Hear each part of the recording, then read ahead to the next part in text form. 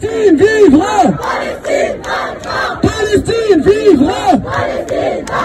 Et nous sommes tous des Palestiniens!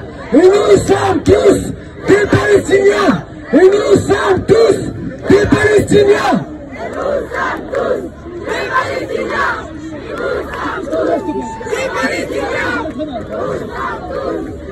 Alors, maintenant, Monsieur Coquerel, député de la France Insoumise. Bonjour à toutes et à tous. Au nom du groupe France Insoumise et de son président Jean-Luc Mélenchon, je voulais d'abord rendre hommage à tous ceux qui sont ici. Je voulais rendre hommage à tous ceux qui ont manifesté samedi dernier, malgré les interdictions, et qui ont fait preuve d'une grande responsabilité pour éviter toutes les provocations. Je dois dire que j'ai honte. J'ai honte d'un pays, ou plutôt d'un gouvernement, parce que ce n'est pas tout le pays, qui est le seul pays démocratique qui voit interdire une manifestation en solidarité avec les Palestiniens. Je voulais dire aussi que j'ai honte d'un gouvernement qui, lorsqu'il y a des victimes en grand nombre à Gaza, 20 victimes à Gaza pour une victime israélienne, prend le téléphone du président Mahmoud Abbas et lui demande de calmer les choses, comme si c'était les Palestiniens qui étaient responsables de la situation. Nous vivons une sale période. Ça fait des années que le gouvernement Netanyahou veut importer en France sa vision du conflit israélien. Sa vision du conflit israélien, c'est de laisser penser que c'est un conflit ethnique, que ce serait l'affrontement entre la démocratie et le terrorisme, que ce serait un conflit religieux.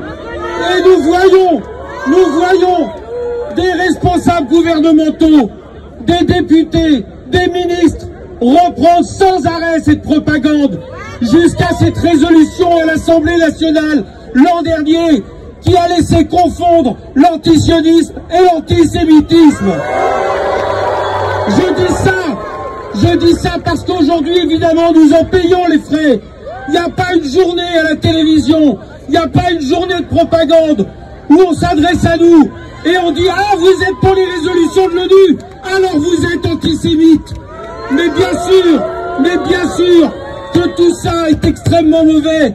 C'est extrêmement mauvais, pas seulement pour les Palestiniens, mais c'est extrêmement mauvais à terme pour les Israéliens. C'est un conflit géopolitique. C'est un conflit qui doit reconnaître au peuple palestinien son autodétermination pleine et entière. Il n'y a pas d'autre solution. Et je dois dire que pour avoir été dans les territoires occupés, pour avoir été à Jérusalem, il faut dénoncer sans arrêt le fait qu'effectivement, il y a une expropriation incroyable des Palestiniens de Jérusalem. Il y a une colonisation insupportable.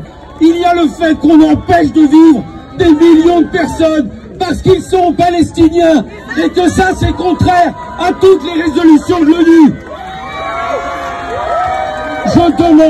Je demande au gouvernement français de reprendre raison. Nous leur demandons de reprendre raison.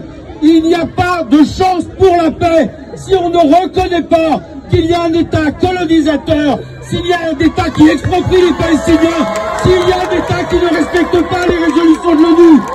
Je le dis, la seule solution pour la paix, ça sera le fait que la Palestine est un État sûr, reconnu, avec Jérusalem pour capitale partagée. Palestine vaincra, Palestine vivra.